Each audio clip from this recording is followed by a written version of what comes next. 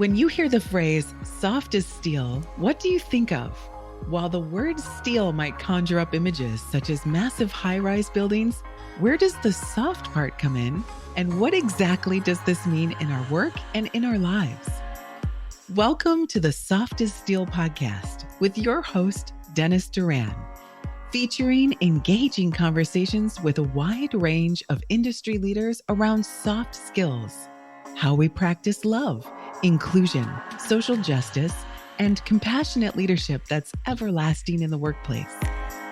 And now, here's Dennis Duran. Today's guest on the Soft as Steel podcast is Philipp, the president of Coatings Unlimited, a 70-year-old family-owned company serving industrial, commercial, and retail markets with flooring, wall, and tank coating and lining systems, both heavy-duty and decorative. Coatings Unlimited is a diverse company that can prep and apply many different types of coatings on many different types of surfaces, both in our shop and in the field. That first part of the introduction gives you a pretty good sense of one of the things that I find so interesting about our guest, and I'll explain that in a moment. Steve is a bit different from many leaders running successful businesses. He is constantly reflecting on his experiences, new and old, and sharing these reflections on social media, specifically LinkedIn. I enthusiastically recommend that anyone interested in insights that are discussed in plain, very understandable ways follow Steve to hear what he's reflecting on. His most recent posting reflected on this thought: I don't walk on water. I just know where the rocks are. Much of what he talks about revolves around people, and most importantly, his people, the folks that work for him. Steve, welcome to the Soft as Steel podcast. Thank you for having me, Dennis. You're very welcome. I'm honored. You did a little bit of a giggle on that I don't walk on water thing. Yeah. Tell our audience first, again, I described you as being different from other leaders, and that difference being, again, a behavior that you display, which is you think about things, you reflect on things. And I think you even mentioned in one of your other podcast interviews that one of the reasons you do this is a way for you to talk to your employees, the people that work for you, and obviously others that read them or hear about them or hear, well, you wouldn't believe the first thing Steve said in the last podcast or whatever it may be. But am I generally in the right area when I describe you that way and talk about what these postings are all about for you? Yeah. Well, some say there's no real way to describe me, Dennis, but, that's fair. That's fair. I guess, if you're going to put me on the spot, I think the way I'm different, we're different, is the lost art of conversation and people. We're a people-first company, whether that be internally or externally. We know that the true value of a company is in the relationships that we build.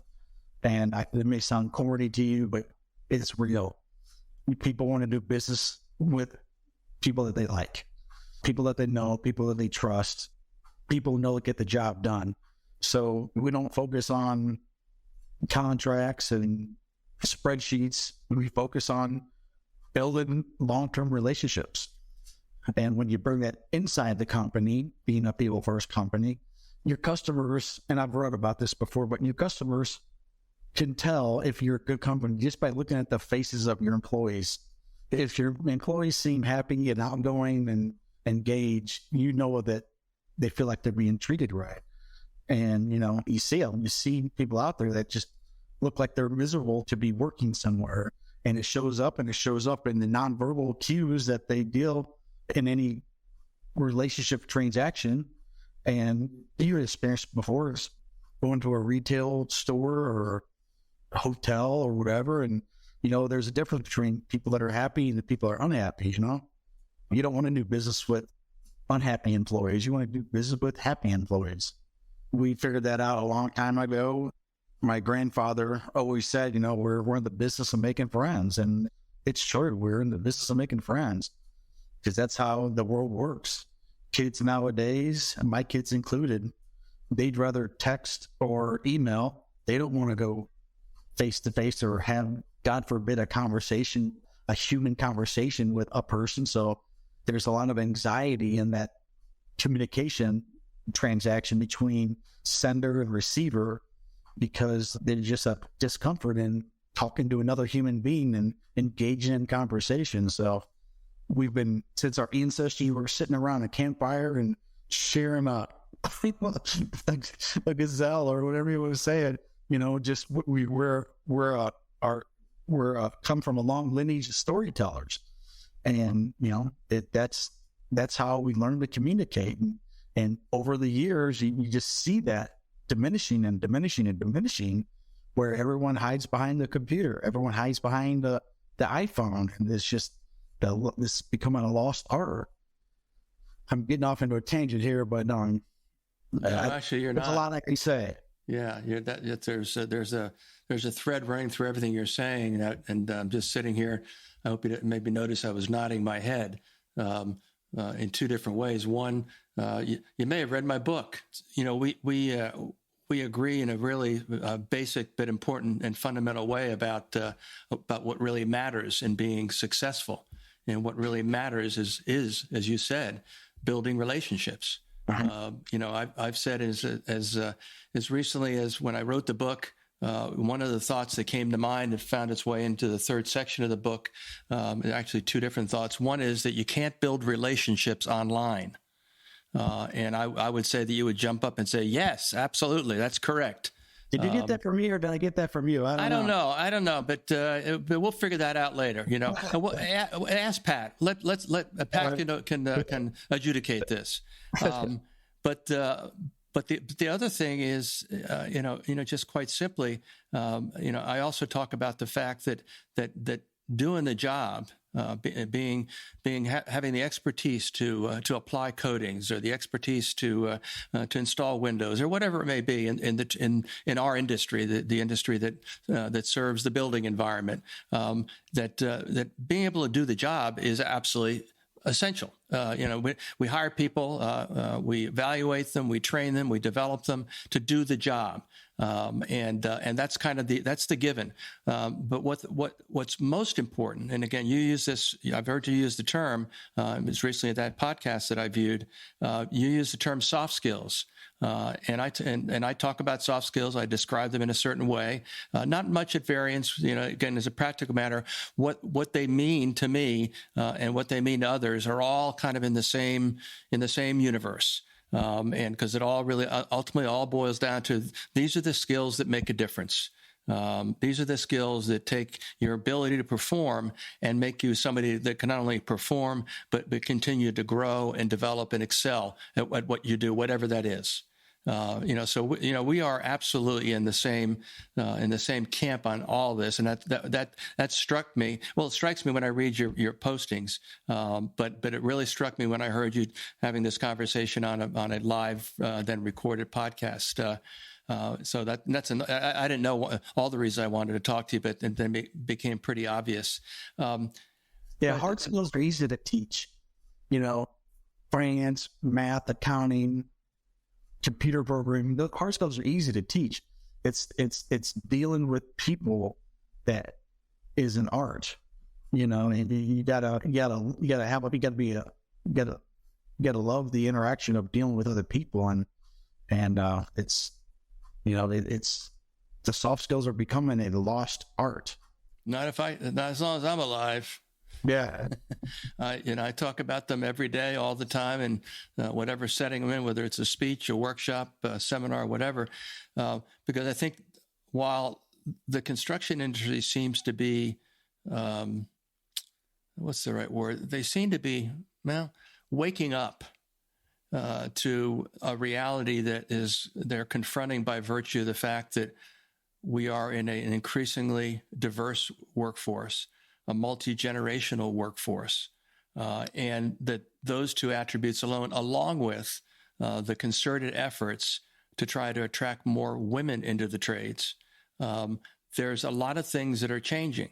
But one thing that's common to all of those needs and those interests is the fact that we need to do a better job of understanding ourselves and other people. And the only way you can do that is if you learn how to be a communicative person, so that you can let people know who you are through your words and your actions, but also learn more about them through the things they say to you. And I know, again, that we are in the same camp on all of that, but your comments or additional thoughts, please. Well, what I've said to my own daughter, I have 3 daughters, and, throughout their day, their week, or whatever, and they come across someone that they had some problem with, I don't like this person because of this or that or the other. And they're like, you know what? Everybody's going through something, and everyone has a story to tell. Just listen to them, and ask them how their day was, engage it. People love to talk about themselves. So, just there's a lock and key effect, so to speak, when you're communicating with a person that you don't think that you liked. All of a sudden you realize that you really do like them, because ultimately we have more in common than we don't have in common. So just engage and ask questions, and you'd be surprised how there's people open up, and all of a sudden someone that was angry towards you now open up towards you and are telling you their life stories. When you started with the intro of practicing love. That's what it would be, basically. Just love for your fellow mankind.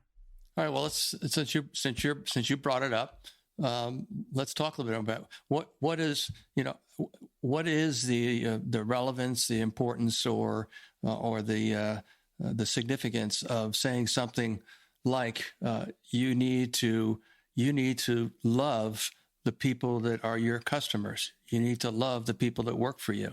What is that? How do you operationalize that?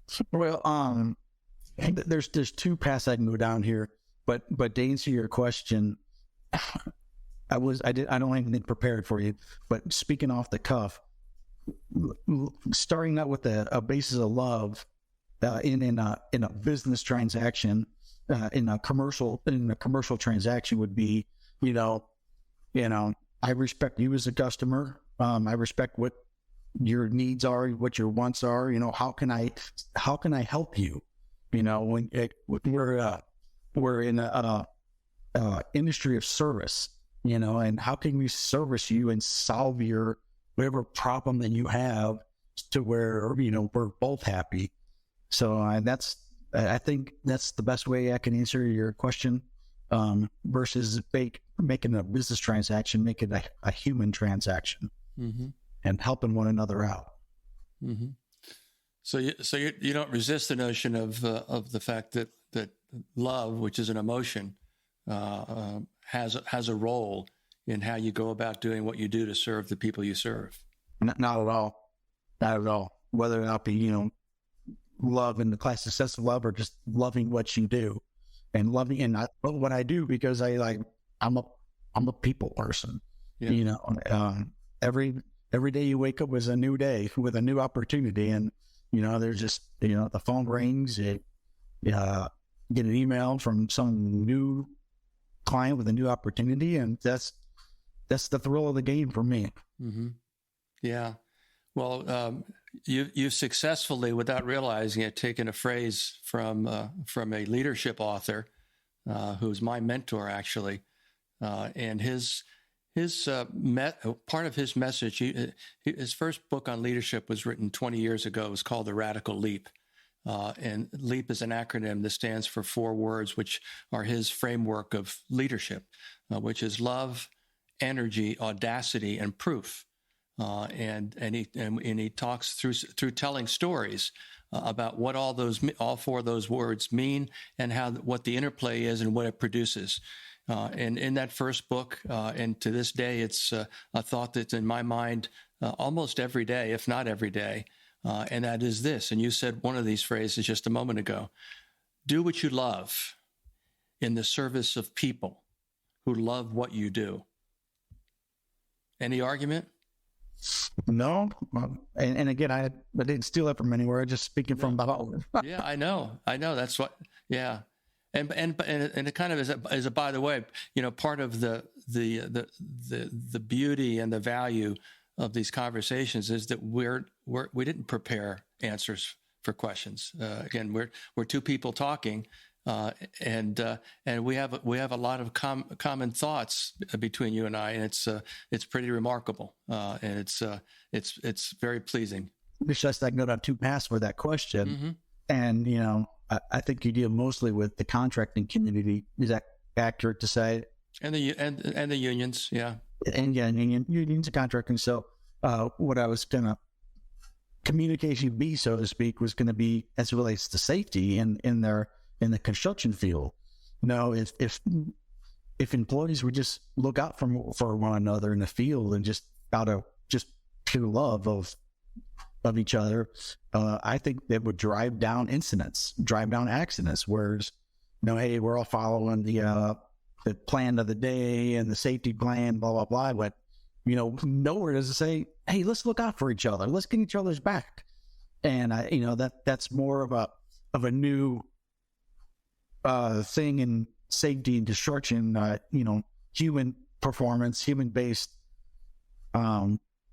safety, or HOPS, or craft-based leadership, and just if more of us looked out for one another, it could, quite frankly, drive those statistics down. Mm-hmm. I absolutely agree with you. And we both know that safety is still a serious problem in our industry. It's as serious, if maybe in some ways more serious than it was in my early days in the industry, which is over 40 years ago. That's how long I've been in some part of the construction industry. So I agree that it's still a concern. And it's a concern that's broadening to include the other associated areas of concern dealing with mental health, addiction, and suicide, and because they're all related, and they all focus on people.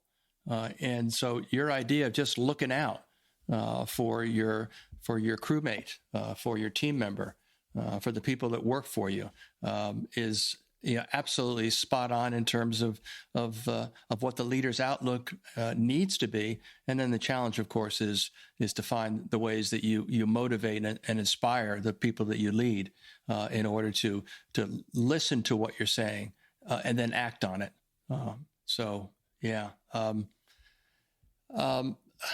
Let me think. Again, this is a very all these conversations have been different, uniquely different. And mine with you is much more so. Tell the audience about when you first started doing your LinkedIn postings. What was the motivation, and why have you continued to do them on a regular basis? If it's just for your employees, I understand that, but my hunch is there's probably more there. What was your motivation, and what's motivating you to continue to do it? Oh yeah, no, that's a really good question. Actually, I'm glad you asked it. We live and die by relationships, and as we grow as a company, we've grown substantially as a company over my career. I've been doing this ever since I was a teenager. But you can't talk on the course of a year. You can't touch everybody that you need to touch. And whether and you work for a certain client in Mississippi and you lose touch with them. You work for another client in, say, Michigan, and over time you lose touch with them. But in the relationship business, you got to continually reach out and touch somebody. Say, hey, how you doing? And anything coming up? Is there anything I can help you with? And it's a big country. There's a big economy, and what LinkedIn has done in the algorithms has digitized that touch, where instead of just calling, you don't have enough time or energy to reach everybody that you need to reach to sustain your business. And it's twofold. It's the people that you don't know that you reach out to, that could be potential employees, or it could be dozens of customers that you don't think to necessarily call or reach out to, or can't connect with them, and all of a sudden they see what you said on LinkedIn. Oh man, I need to call Steve. I have something I need to talk to him about.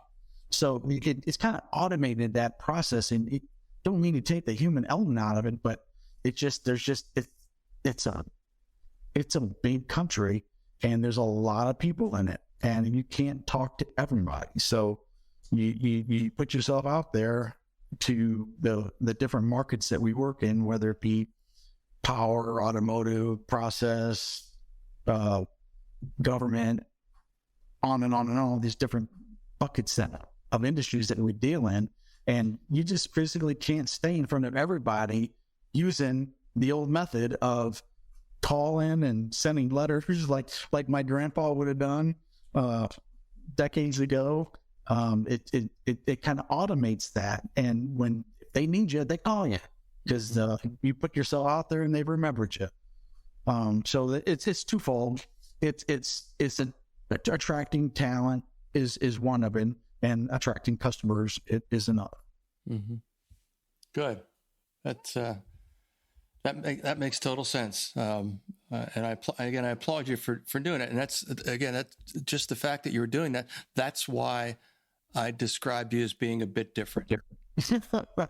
And that's a good thing. Yeah. Again, when you think about the variety of ways that one business tries to differentiate itself from another as competitors, there are a lot of different ways to try to do it. A chunk of them are the ones that everybody can do. They can talk about the quality. They can talk about safety. They can talk about, best train. They can talk about, multiple all those features.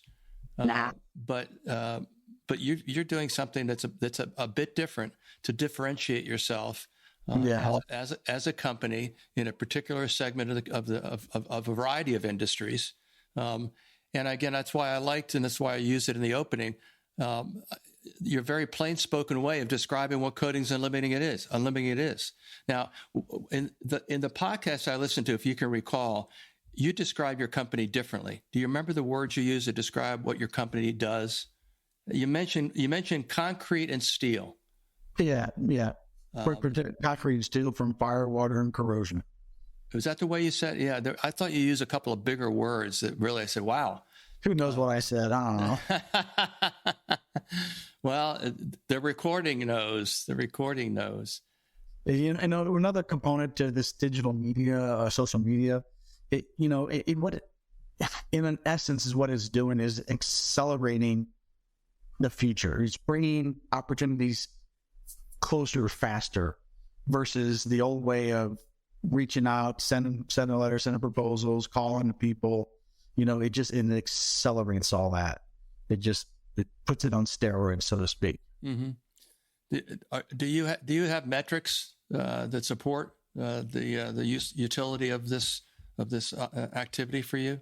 Yeah, on the back end, I'm not good at studying that, but the people that know it for us, they understand, and the traffic kind of handle that. Yeah, it's pretty interesting. Yeah. Do you engage a resource to help you manage your social media and manage this whole thing? Oh yeah. I'm not going to take full credit for it, and it's my heart and soul, but it's the creative minds of people that know the algorithms and what LinkedIn likes to see, what it doesn't like to see. So I get help. Yeah, good. Well, that's important. And again, just as another compliment to you for taking a very sensible, wise, and future looking approach to how you let people know that you're out there to serve them, which I think is terrific. Thank you. So, if I were to ask, let's try this question.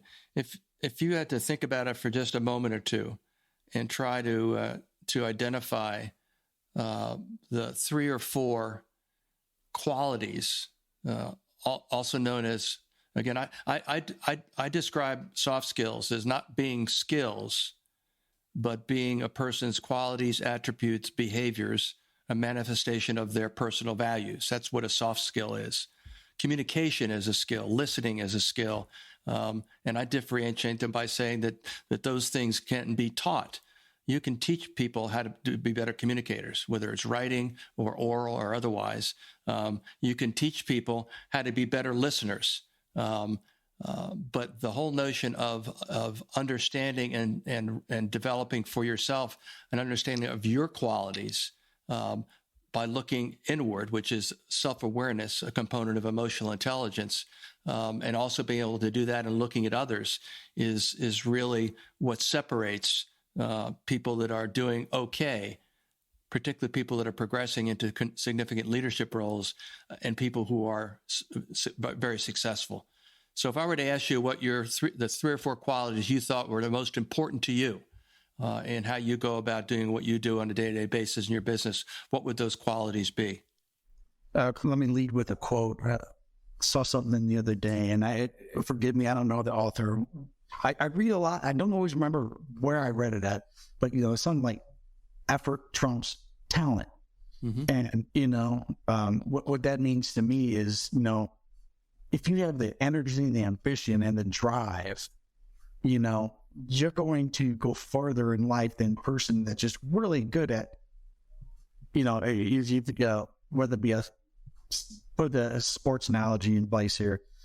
Someone's really good at soccer, he got good skills, but if someone wants to try harder, they're going to go farther and succeed more than a person with just the skills. So, it doesn't just take smarts. It takes ambition and initiative and drive to really make things happen in this world. Now, look at the people that founded this country and just the awesome success stories of just raw ambition and taking advantage of the opportunities at the time to build the economy that we all enjoy today. That would be energy and ambition and drive would get anybody much farther in their career than any kind of report card from the university. Yeah, I would agree with all that. And I think that also just that underscores again the conversations that are going on around trying to tell the story of the construction industry as we see it now and into the future, to try to attract individuals who are being sent down one path, and it's called college, versus potentially being sent down another path, which is called the tools, the trades, construction. So again, I'm going to circle back to my question. The 3 or 4 qualities that are really important to you. To me, it would be having an extroverted personality would really pay dividends. Now, you can't necessarily teach that, but just from your DNA standpoint, just being outgoing would really get you far in life and in your career. Another one would be, putting people first.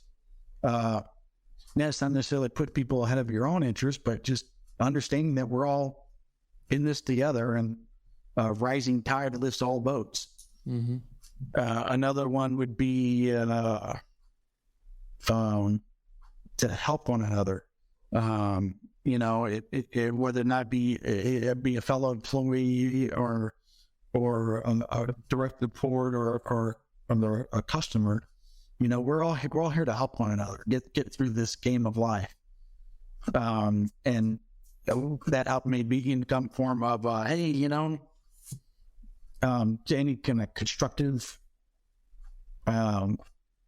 dialogue or anything that would help them in the course of their career and what can help them from getting off their tangent.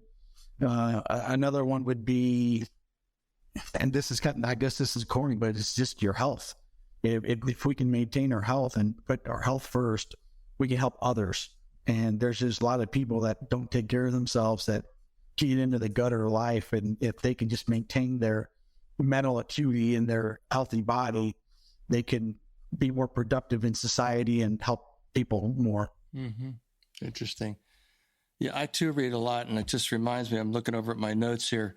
I read an article online that The title of the article was Human Traits to Develop to Keep AI from Replacing Us, Artificial Intelligence.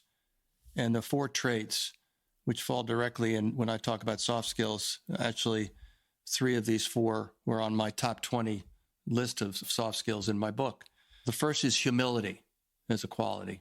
That's a really good one, yes. The second is curiosity. Okay. The third is self-awareness. And the 4th is empathy. Yeah, you beat me in your 4. I like your 4 much better. I mean, they're not mine, but actually 3 of them did fall into my top 20. And it makes a great deal of sense to me, this whole idea of what makes us human.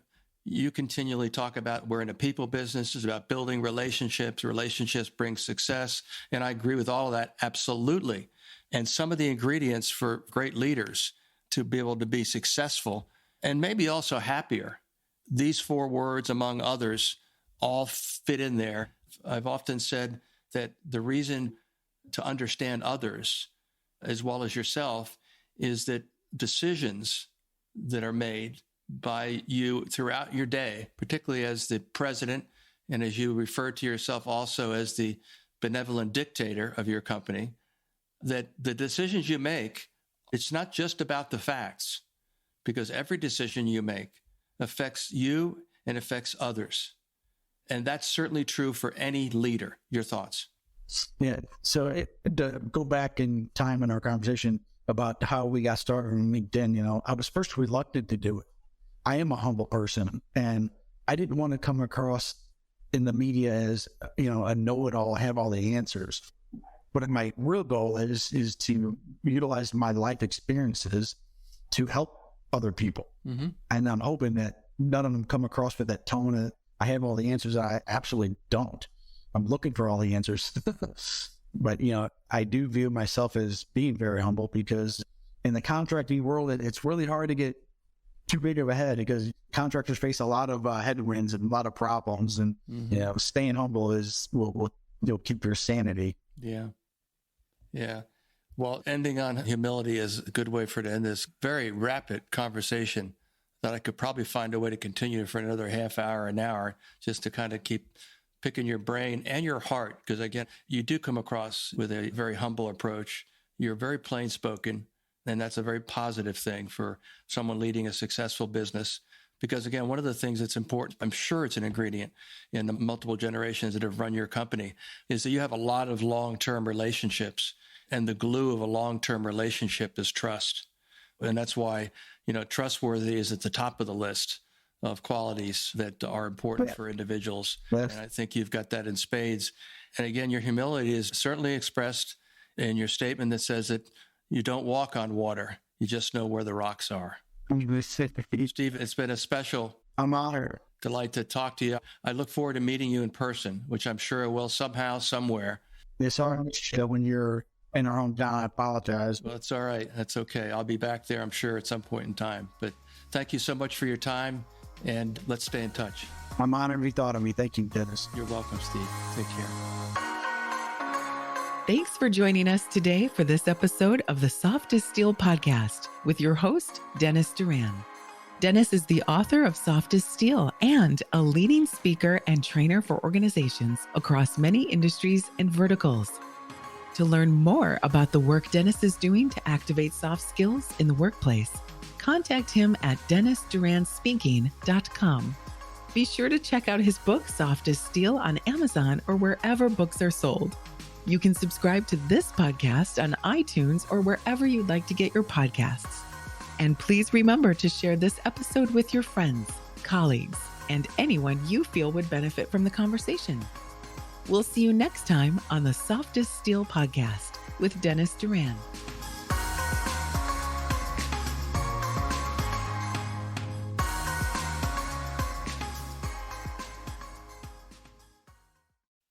Produced by Audivita Studios. Connect your voice to the world.